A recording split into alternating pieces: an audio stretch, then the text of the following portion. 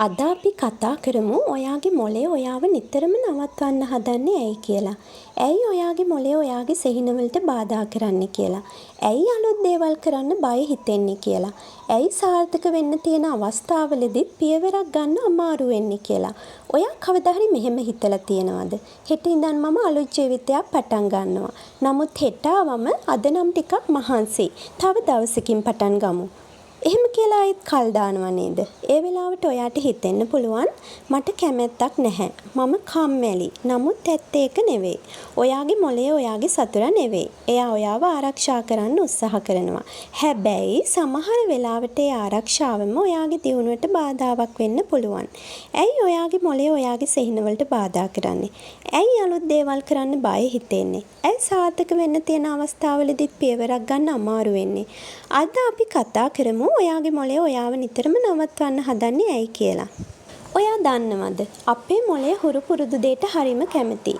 මෙහෙම හිතන්නකෝ. ඔයා හැමදාම එකම පාරෙන් වැඩට යනවා. දවසක් කවුරු හරි කියනවා අද අලුත් පාරකින් යමුයි කියලා. ඔයාට ටිකක් අමුතුයි වගේ දැනෙනව නේද? ජීවිතයත් එහෙමයි. අලුත් ව්‍යාපාරයක්, අලුත් රැකියාවක්, අලුත් පුරුද්දක් මේ හැම දෙයක්ම මොලේට අලුත් දෙයක්. ඒ නිසා එයා හිතනවා පරණ විදිහම හොඳයි කියලා. ඒ ඔයාව දුර්වල කරන්න නෙවෙයි. අනුතුරක් නැති බව එයාට හුරු පුරුදු දේවල් වලින් දැනෙන නිසායි. අපේ මොලේ ශක්තිය ඉතිරි කරන්න උත්සාහ කරන්නේ ඇයි? අපේ මොලේ නිතරම උත්සාහ කරන්නේ ශක්තිය ඉතිරි කරගන්න. ඒ නිසා අලුත් දෙයක් ඉගෙන ගන්නකොට හෝ අමාරු වැඩක් කරන්න යනකොට ඔයාට මහන්සි වගේ දැනෙනවා. ඒ වෙලාවට හිත ඇතුලෙන් හඬක් එනවා. දැන් නෙවෙයි. පස්සේ කරමු. ඒ හඬට හැම වෙලාවෙම අහුම්කන් දුන්නොත් ජීවිතේ වෙනස් වෙන්නේ නැහැ. සාර්ථක වෙන අයටත් මේ හැඟීමම දැනෙනවා. නමුත් වෙනස තියෙන්නේ ඔවුන් ඒත් එක්කම කුඩා පියවරක් හරි ඉදිරියට යන එකයි. මතක තියාගන්න හැම නිතරම ඒ හඬට ඇහුම්කන් දෙන්න යන්න එපා.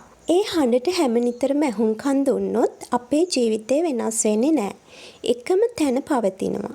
සාර්ථකත්වය කරා යන්න නම් හැම නිතරම මේ හඬට ඇහුම්කන් දෙන්න යන්න එපා. අපේ මොළය කෙටි කාලීන සැනසීම තෝරාගන්නේ ඇයි? ඔයා වැඩක් කරන්න ඉඳගෙන ඉන්නකොට එකපාරටම හිතෙනවා ෆෝන් එක බලන්න. සමාජ මාධ්‍ය ටිකක් බලන්න හිතෙනවා. විනාඩි 5යි කියලා පටන් ගන්නවා.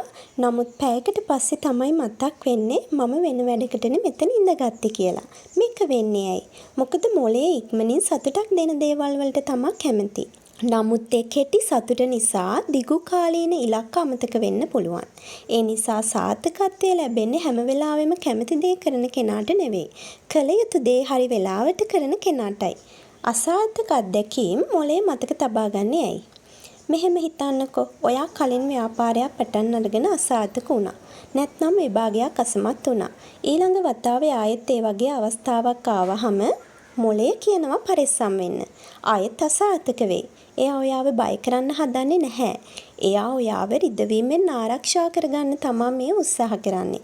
හැබැයි මතක තියාගන්න. අතීතයේ සිදු වූ දේ අනාගතේ තීරණය කරන්නේ නැහැ. සෑම උදෑසනක්ම අලුත් අවස්ථාවක්. සෑම දවසක්ම අලුත් දවසක්. ඔයාගේ මොලේ සමග වැඩ කරන්න ඉගෙන ගන්න. ඔයාගේ මොලේ සමග සටන් කරන්න යන්න එපා කොයිම මොහොතකවත්. ඒ වෙනුවට එයාව තේරුම් ගන්න. ඔයාට පොතක් කියවන්න අමාරු නම් මොලේකට අකමැති නම් පැය 2ක් කියවන්න උත්සාහ කරන්න එපා. මුලින්ම මිනිත්තු 5කින් පටන් ගන්න. ව්‍යායාම කරන්න අමාරු නම් පැයක් නෙවෙයි. මිනිත්තු 10ක් කරන්න. ඒ වගේ කුඩා පියවර මොලේට බයක් ඇති කරන්නේ නැහැ. ටිකෙන් ටික ඒක අලුත් ජීවන රටාවක් බවට පත් වෙනවා. අද ඔයා දැනගත්තා ඔයාගේ මොලේ ඔයාව නිතරම නවත්වන්න හදන්නේ ඇයි කියලා. ඔයාගේ මොලේ ඔයාගේ සතුරා නෙවෙයි. එයා ඔයාව ආරක්ෂා කරන්න උත්සාහ කරනවා. හැබැයි ජීවිතේ වෙනස් වෙන්නේ ඒ ආරක්ෂිත සීමාවෙන් පොඩි පියවරක් හරි එළියට තියෙන දවසේ සිටයි. ඉතින් ඔයාගේ මොලේ කියන දේ හැම වෙලේම අහන්න යන්න එපා. ඔයාගේ සිහිනවලට සවන් දෙන්න. අද ගන්නා කුඩා පියවර හෙට ඔයාගේ මුළු ජීවිතේම වෙනස් කරන්න පුළුවන්. ඒ නිසා අදම පටන් ගන්න. නැවත අලුත් වීඩියෝ එකකින් අපි හමු වෙමු. එතකන් හැමෝම පරිස්සමෙන් සතුටින් ඉන්න. මතක ඇතුව SYM ආලෝකධාර YouTube channel එක subscribe කරලා අපිත් එක්ක එකතු වෙන්න.